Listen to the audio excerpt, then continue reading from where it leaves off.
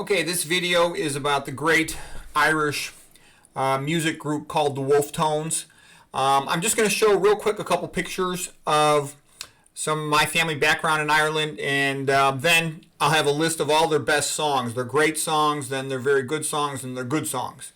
Okay, so just real quick, this is my great-grandfather, and he was 9 times national champion bicycle rider in Ireland, and that's his brother, you know, giving him a push to start the race. And here's a picture of him. You can see his leg muscles. My great-grandfather, tremendously muscular legs. And like I said, look at the bikes in those days. Now this is my grandmother, and she was a nurse. And, she was an Irish Catholic. She helped take care of a lot of these guys. These are a lot of unfortunate guys who are wounded in the IRA, the Irish Republican Army. And then here is my grandfather. He, Thomas Rogers, had been sentenced to 15 years in jail by the British. Okay, so the British were total jerks to the Irish. They wouldn't allow an Irishman to own a horse. They wouldn't allow the Irish to have a Catholic education. They used to have to go to the hedgerow schools and sort of, in a sense, get homeschooled by their elders. They were awful to the Irish. Absolutely awful. There's very good reasons why the Irish hate the British. So here's what happened, though. My grandmother helped distract the people at the hospital, and my grandfather had been shot in the stomach by the British, and he and his brother escaped from the hospital, and they escaped from prison, and then they fled to the United States, where he lived for several years, avoiding the British, and then they got married. So there's my grandfather and my grandmother, and she's the one who was a nurse who helped him escape.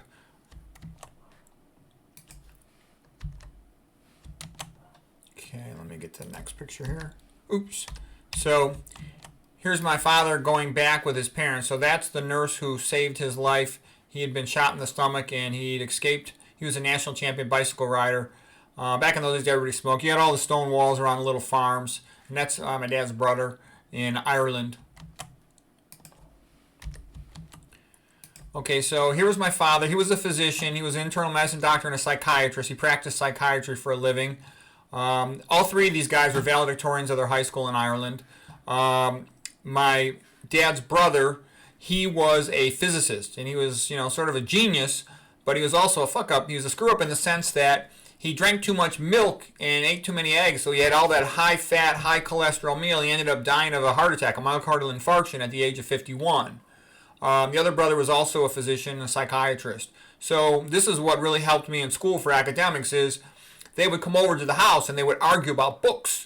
And he was very insulting. He would, call my father stupid, and he would say to me, you're as stupid as your father. Very nasty. And he would read a book, just finish it on Saturday, come over on Sunday, and then question us about the book. And if we didn't know the book, of course we didn't, he would just keep insulting us how stupid we are. I actually really didn't like him. And I actually told my mom not to invite him to our house again, but she said, your father loves talking about books. But anyways, it was very good for me as a young man. Every holiday, I was ready to argue with my uncle about books.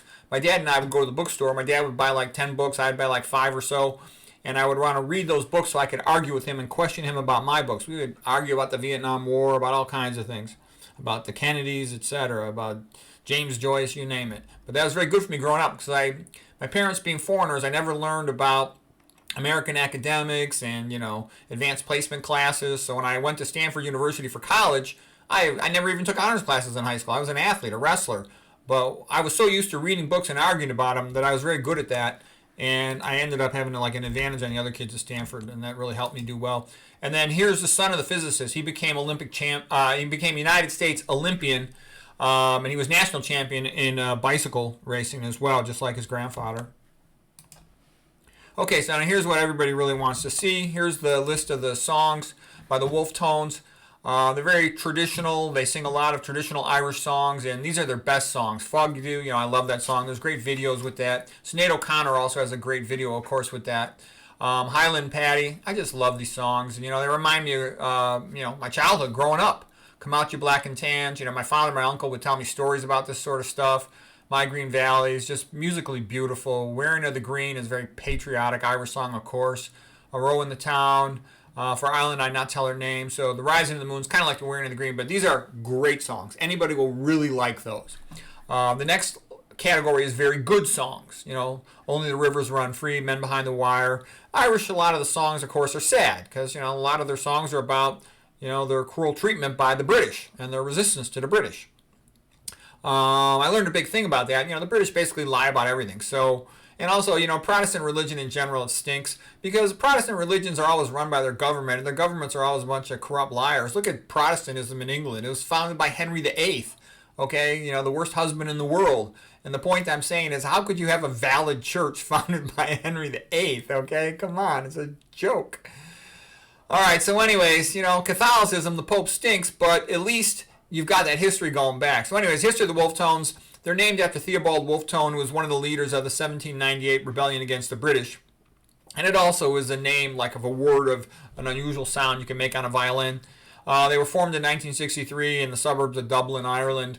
These other songs, a lot of them are pretty famous songs. I would say they're good. They'll have a good story to them typically. The music isn't quite as great. This one are great story, great music. Okay, so these are all decent. If you like the Wolfe Tones, you'll probably like these as well. But these, everybody will like. So anyways, they're one of my favorite Irish groups, one of my favorite groups in general. So I hope you enjoy it.